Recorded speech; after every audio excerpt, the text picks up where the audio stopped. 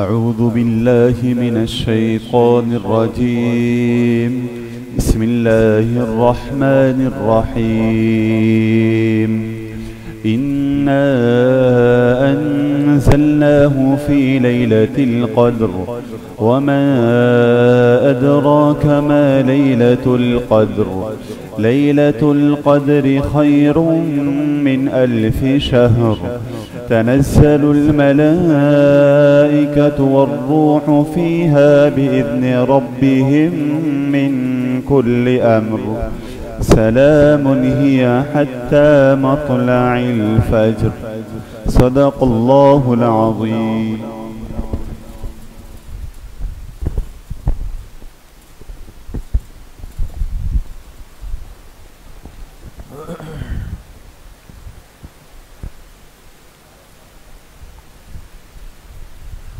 بسم الله الرحمن الرحيم.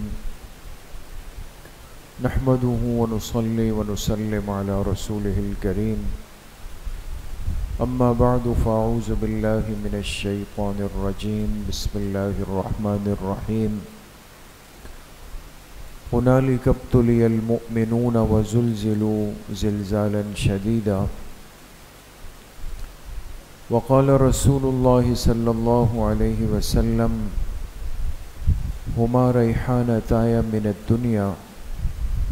صدق مولانا محمد وعلى آل سیدنا و مولانا محمد وبارک وسلم. اللہ سبحانہ و تعالی کا بہت بڑا کرم اور احسان ہے کہ دین کی بات سننے کی نسبت سے ہم سب یہاں جمع ہیں. اللہ تعالیٰ اب سب کی اس حاضری کو، اس بیٹھنے کو، سننے اور سنانے کو اپنی بارگاہ عالیہ میں قبول فرمائے اور ہم سب کے ظاہر اور باطن کی اصلاح کا ذریعہ بنائے. قرآن کریم میں اللہ پاک نے اہل ایمان کا تذکرہ جتنے مقامات پہ فرمایا ہے، ہر جگہ ان پر آزمائشوں کا ذکر بھی فرمایا.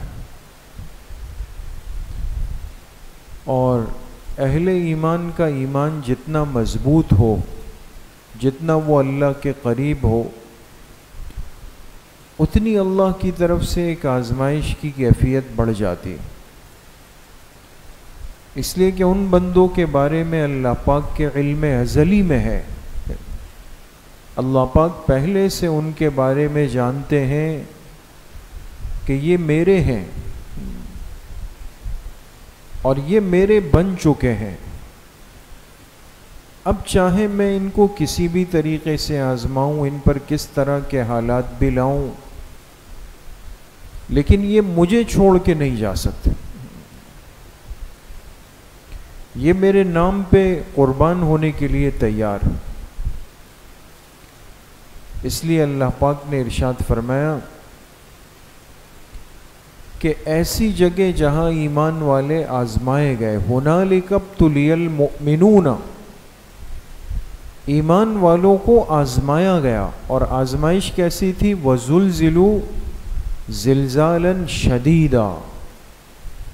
ایسی آزمائش تھی کہ ان کو جھنجھوڑ دیا گیا.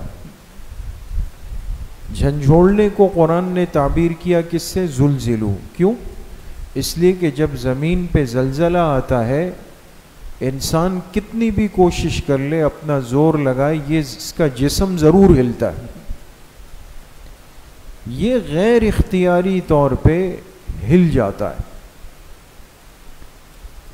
تو اہل ایمان کی آزمائش ان کے ایمان کے اعتبار سے سخت ہوتی چلی جاتی، لیکن ان کا خاصہ یہ ہے، ان کی خصوصیت یہ ہے کہ وہ کسی بھی حال میں اللہ پاک سے دور نہیں جاتے،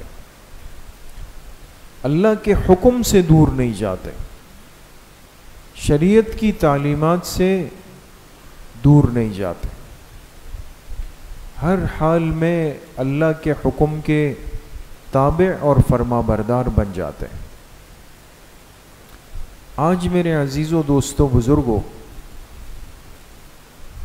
حضرت حسین رضی اللہ عنہ اور آپ کے ساتھیوں کی قربانیوں کا تذکرہ ہر زبان پر، ہر اہل حق اس کا تذکرہ کرتا ہے، ان کی تعریفیں ہیں، ان کے فضائل ہیں، ان کے مقامات ہیں، ان کے مناقب ہے، یہ سب چیزیں اپنی جگہ پہ۔ حالانکہ ظاہری طور پہ اگر دیکھا جائے تو جس مقصد کے لیے گئے اتنا لمبا سفر کر کے وہ مقصد تو حاصل نہیں ہوا۔ اپنوں نے بے وفائی کی، بلانے والوں نے بے وفائی کی۔ مدینہ منورہ 10,000 کے قریب خط آئے۔ کتنے خط آئے دوست؟ 10,000۔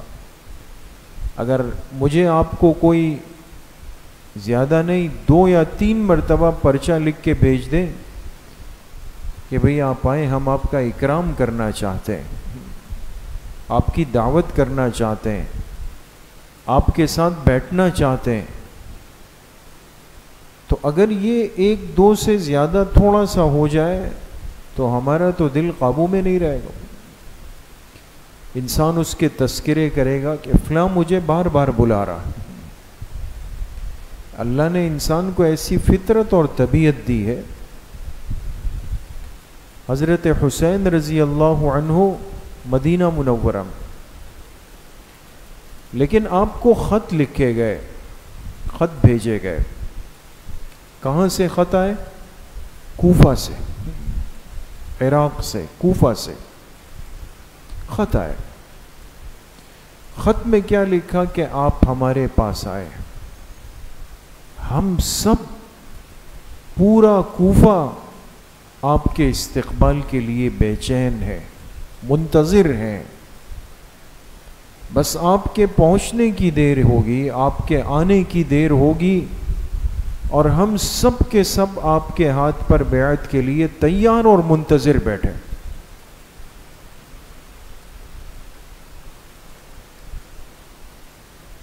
جب وہ خط آئے، حضرت حسین رضی اللہ عنہ نے پختہ ارادہ کیا کہ اب جانا ہے، اب مجھے جانا چاہیے، لیکن چونکہ اللہ کے پاک پیغمبر کے نواسے ہیں تو پہلے مشورہ ضروری سمجھا کہ بھئی مشورہ تو کر لیں، پوچھ لیں۔ مشورہ کن سے کیا؟ عبداللہ ابن عباس رضی اللہ عنہ، جو آپ کے سگے چچا زاد، ان سے مشورہ کیا کہ جی میں کیا کروں۔ عبداللہ ابن عمر رضی اللہ عنہ سے، عبداللہ ابن مسعود رضی اللہ عنہ سے، حضرت ابو سعید خدری رضی اللہ عنہ سے، اس لیے کہ یہ وہ حضرات تھے جن پر آپ علیہ الصلاۃ والسلام کو خود اعتماد تھا، جن کے پاس اللہ کے پاک پیغمبر کی سینکڑوں احادیث تھی، جن کی برکت سے دین آیا۔ ان سے پوچھا کہ کیا کروں، کوفہ سے خط آئے ہیں اور خط بھی ہزاروں میں ہیں، وہ لوگ میرے منتظر ہیں، مجھے جانا چاہیے، کیا کروں؟ ان 4 میں سے کوئی ایک فرد بھی ایسا نہیں ہے کہ جنہوں نے آپ کو اطمینان دلایا یا تسلی دی یا مشورہ دیا کہ جی جی آپ بالکل ضرور جائیں، ایک بھی نہیں۔ اس لیے کہ یہ وہ شہر تھا کہ جہاں کے رہنے والوں کی بے وفائی دنیا میں مشہور تھی،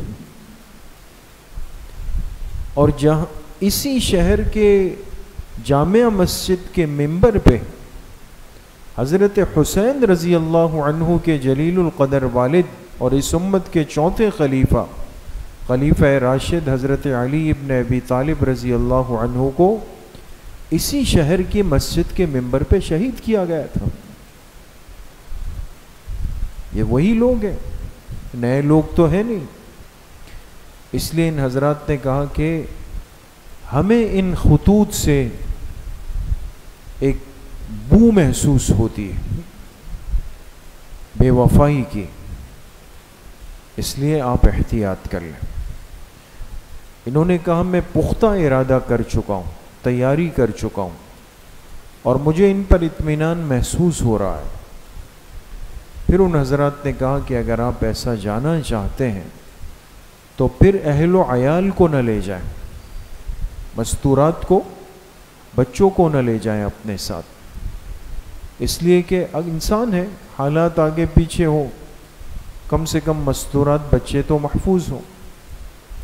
لیکن وہاں سے جو مسلسل خطوط اور جو الفاظ، اس سے حضرت حسین رضی اللہ عنہ کو ایک اطمینان تھا۔ پھر انہوں نے اپنے چچزاد بھائی حضرت مسلم ابن عقیل رضی اللہ عنہ ان کو بھیجا کہ آپ جائیں۔ وہ جب پہنچے تو وہاں لوگوں نے بڑا استقبال کیا، بڑا اکرام کیا، بڑی عزت دی، وہ بھی مطمئن ہو گئے۔ اب انہوں نے وہاں سے خط لکھا اور کہا کہ بالکل راستہ صاف ہے، آپ آئیں، آپ بالکل آئیں، یہاں لوگ تیار بیٹھے ہیں، آپ آئیں گے اور یہ آپ کے ہاتھ پہ بیعت کریں گے، یزید کو ماننے کے لیے کوئی بھی تیار نہیں۔ اور تسلی ہو گئی، لہٰذا اپنے اہل خانہ کو 72 افراد کے ساتھ روانہ ہو گئے۔ لیکن ابھی کوفہ پہنچے نہیں، بیچ راستے میں خبر آئی کہ آپ کے چچزاد بھائی مسلم ابن عقیل کو کوفہ والوں نے شہید کر دیا۔ بے وفا آدمی کی بے وفائی کسی بھی وقت ہو سکتی، یہ شروع میں انسان کو مطمئن کرتا ہے، دلاسا دیتا ہے، اپنا اعتماد دلانا چاہتا ہے۔ تو اب جب یہ اطلاع آئی تو اب تو بات صاف ہو گئی کہ جھوٹے ہیں، غدار ہے، بے وفا ہے، غلط دعوے کر رہے ہیں۔ لیکن اب حضرت مسلم ابن عقیل رضی اللہ عنہ کے جو بھائی وغیرہ آپ کے ساتھ تھے، انہوں نے کہا کہ آپ جانا چاہیں تو واپس جائیں، اب تو ہم اپنے بھائی کا بدلہ لیے بغیر نہیں جا سکتے، ہم تو جائیں گے۔ یہ تو ممکن نہیں تھا کہ ان کو اس طرح بھیج دیں۔ حضرت حسین رضی اللہ عنہ بھی گئے۔ یہ ایک مختصر پس منظر آپ ساتھیوں کے سامنے عرض کرنے کا مقصد یہ ہے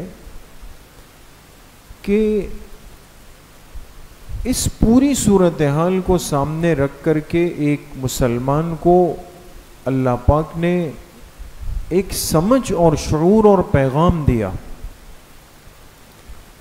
کہ غلط کام کے انجام دینے میں جو بندہ جس حد تک استعمال ہو وہ بھی مجرم ہے۔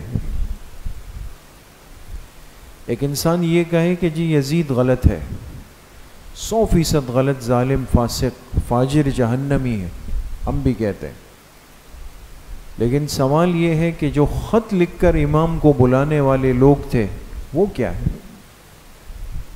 ذریعہ سبب تو وہ بنے، یزید تک پہنچانے والے تو وہ بنے، ان کو بے دست و پا کر کے اور ساتھیوں کو نہتہ کرنے والے تو وہ لوگ بنے۔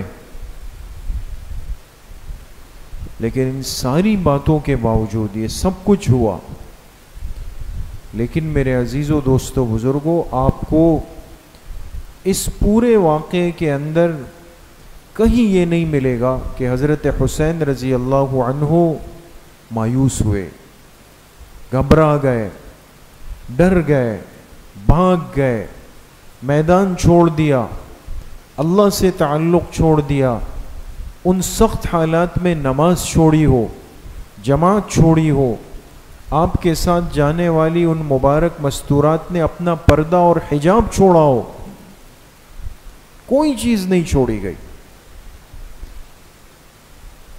اس لیے اہل ایمان چاہے ان پر تکلیف، صدمہ، آزمائش، پریشانی کتنی بھی بڑی آئے، لیکن ان کا شعار یہ ہے، ان کی علامت یہ ہے کہ وہ کسی بھی حال میں اللہ کی ذات سے، اللہ کی رحمت سے مایوس نہیں ہوتے، مایوسی نہیں ہے وہاں پر، اور کسی بھی حال میں فرائض دین کو ترک کرنا نہیں. اس لیے تمام کتابوں میں لکھا ہے کہ جس دن شہید ہوئے 10 محرم کی فجر کی نماز کے بعد شہید ہوئے، اس دن کی فجر کی نماز بھی حضرت حسین رضی اللہ عنہ نے جماعت کے ساتھ پڑھی، وہ بھی ترک نہیں کی. تو صرف آج یہ نام لے لینا اور صرف یہ دعویٰ میں کر لوں کہ جی ہم حسینی ہیں اور ہم یہ ہیں اور ہم اہل بیت کی محبت میں ڈوبے ہوئے ہیں، لیکن میری زندگی میں حسینیت نہیں ہے، میری زندگی میں ان پاک ہستیوں کا عمل اور ان کی قربانی والا جذبہ نہیں ہے، ہماری مستورات کے اندر پردے کی وہ کیفیت اور حجاب اور ستر اور حیا وہ نہیں ہے. ساری غلط چیزیں ہمارے ماحول اور معاشرے نے اختیار کر لی، لیکن اصل حسینیت اور حسینیت کا جو پیغام ہے وہ ہماری زندگیوں میں آج کیوں نہیں ہے؟ کیوں قربانی کے جذبے ماند پڑ گئے؟ کیوں اس امت کے نوجوان وہ اس راستے پر چل پڑے جو 100% اللہ کی نافرمانی اور ناراضگی والا راستہ؟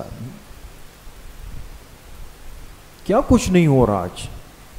یہ قیمتی نوجوان ناچ میں، گانوں میں، اچھل کود میں، نافرمانیوں میں، بغاوت میں، ویڈیوز بنانے میں، بال ادھر کرنے میں، ادھر کرنے میں، کن چیزوں میں لگ گئے؟ اس لیے ماہ محرم کا، شہدائے کربلا کا تذکرہ ہم کریں تو اس نیت کے ساتھ کریں کہ ہمارے سامنے واقعی حسینیت کی اصل قربانی ہو، ان کے جذبات ہماری زندگیوں کے اندر پیدا ہو جائے. اور پھر ایک مسلمان ہونے کی حیثیت سے ہمارے لیے کیا حکم ہے کہ بھئی آپ علیہ الصلاۃ والسلام نے خود بھی، آپ کے صحابہ نے بھی 10 محرم کے نفلی روزے کا اہتمام کیا ہے نا. عاشورہ کے دن روزہ رکھنا سنت ہے. اور پھر آپ علیہ الصلاۃ والسلام نے اپنی وفات سے پہلے کیا حکم دیا؟ صوموا قبلہ یومن او بعدہ یومن. یہود کی مخالفت کرنی ہے، 10 کے ساتھ ایک روزہ ملانا ہے، چاہے ایک دن پہلے ہو یا ایک دن بعد ہو.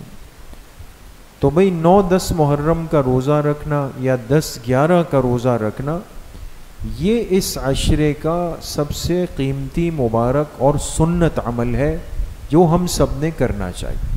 کریں گے نا انشاءاللہ؟ یہ چیزیں.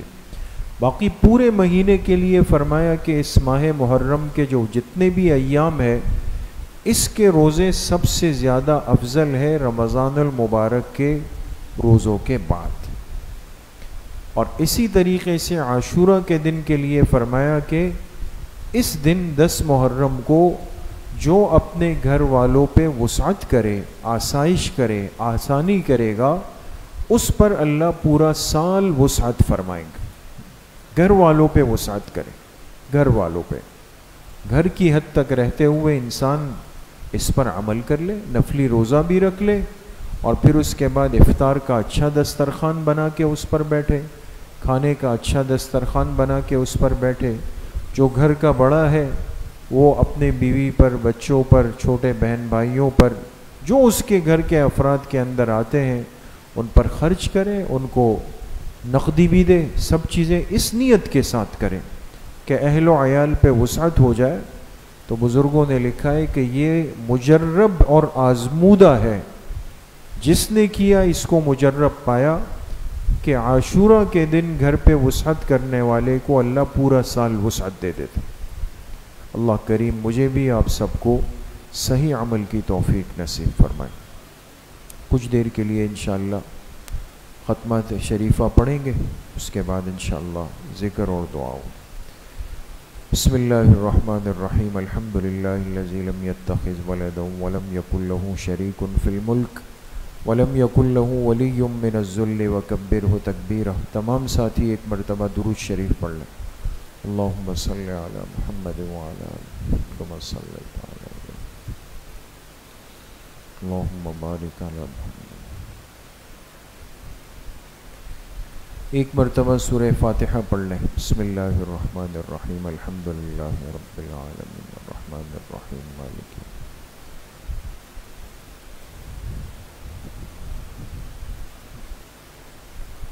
ایک مرتبہ درود شریف پڑھ لیں۔ اللہم صلی علی محمد وعلی آلہ۔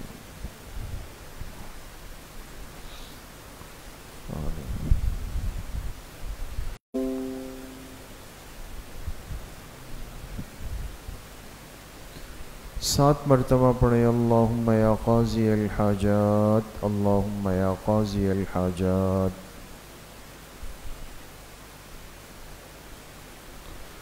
7 مرتبہ پڑھیں۔ اللہم یا کافی المہمات، اللہم یا کافی المہمات۔ 7 مرتبہ پڑھیں۔ اللہم یا دافع البلیات، اللہم یا دافع البلیات۔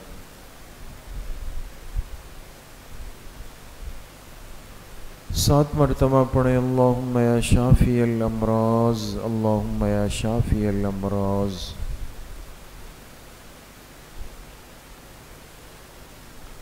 7 مرتبہ پڑھیں۔ اللہم یا رفیع الدرجات، اللہم یا رفیع الدرجات۔ 7 مرتبہ پڑھیں۔ اللہم یا مجیب الدعوات، اللہم یا مجیب الدعوات۔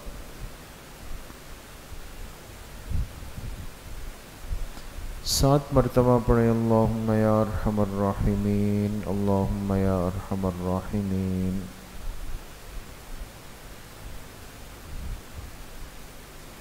1 مرتبہ درود شریف پڑھ لیں۔ اللہم صلی علی محمد وعلی۔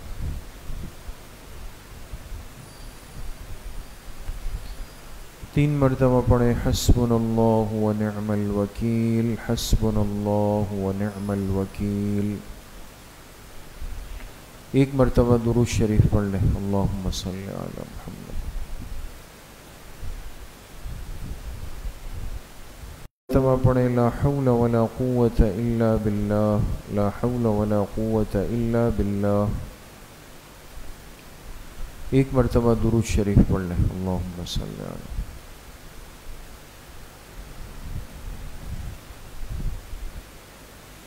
3 مرتبہ پڑھیں۔ ذالک فضل اللہ یؤتیہ من یشاء واللہ ذو فضل علی المؤمنین، ذالک فضل اللہ یؤتیہ من یشاء واللہ ذو فضل علی المؤمنین۔ 1 مرتبہ درود شریف پڑھ لیں۔ اللہم صلی علی محمد وعلی۔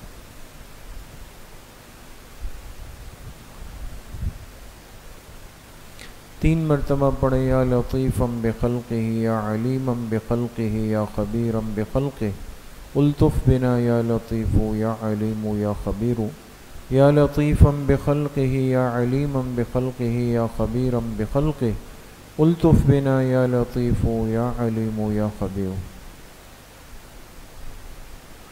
1 مرتبہ درود شریف پڑھ لیں۔ اللہم صلی علی محمد۔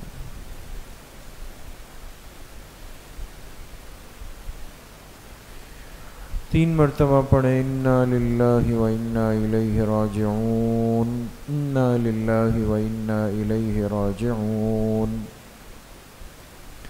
1 مرتبہ درود شریف پڑھ لیں۔ اللہم صلی علی محمد۔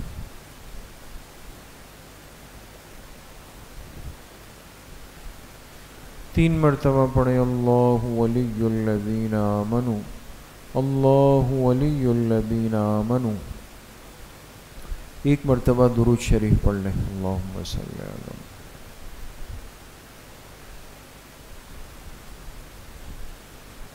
3 مرتبہ پڑھیں۔ واللہ ولی المؤمنین، واللہ ولی المؤمنین۔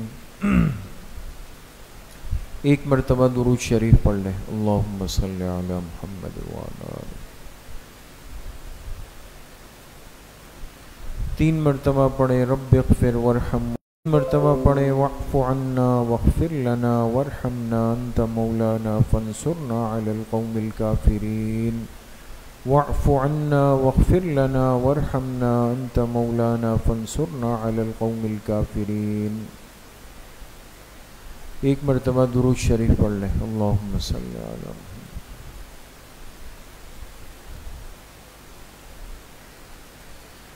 3 مرتبہ پڑھیں یا رحمان یا رحیم یا اللہ یا کریم یا رحمان یا رحیم یا اللہ یا کریم. 1 مرتبہ درود شریف پڑھ لیں. اللہم صلی علی.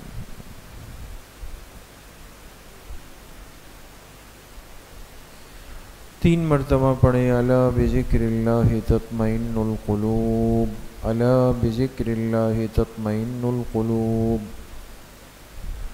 1 مرتبہ درود شریف پڑھ لیں. اللہم صلی علی محمد وعلی آل محمد کما صلیت علی ابراہیم وعلی آل ابراہیم انک حمید مجید.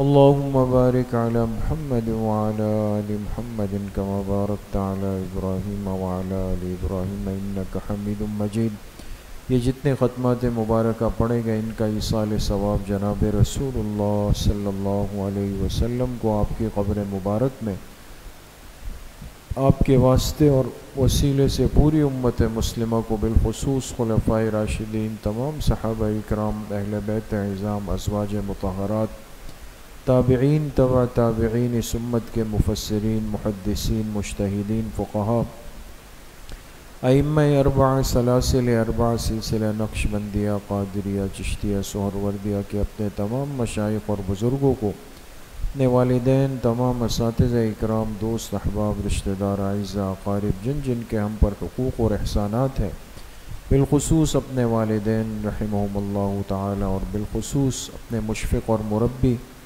حضرت مفتی صاحب نور اللہ مرقدہ، اور اپنے مامو جان رحمۃ اللہ تعالی علیہ، ان تمام حضرات کو اللہ اپنی شان کے مطابق پورا پورا اجر نصیب فرمائے. کچھ دیر کے لیے ذکر قلبی یعنی مراقبہ کریں گے. تمام ساتھی اپنے دلوں کی طرف متوجہ ہو جائیں، سروں کو جھکا لیں، آنکھیں بند کر دیں. دل میں تصور کریں کہ اللہ کی بارگاہ سے انوارات، فیوزات، تجلیات اتر رہے ہیں اور میرے دل کے اندر سما رہے ہیں. اس کی برکت سے میرے دل سے گناہوں کا میل کچیل، زنگ، ظلمات، قدورات سب کچھ نکل رہا ہے، اور میرے دل کی ہر دھڑکن کہہ رہی ہے اللہ اللہ اللہ.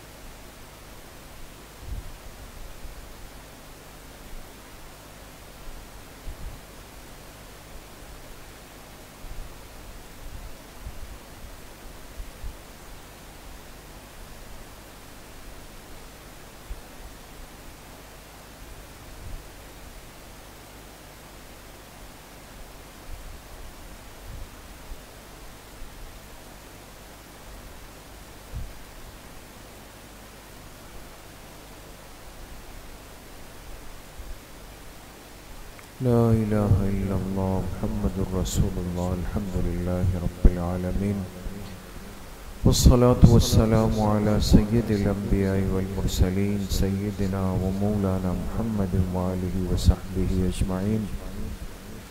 یا اللہ یا ارحم الراحمین، ہمارے صغیرہ کبیرہ ظاہراً باطناً ہر طرح کے گناہوں کو معاف فرما دے.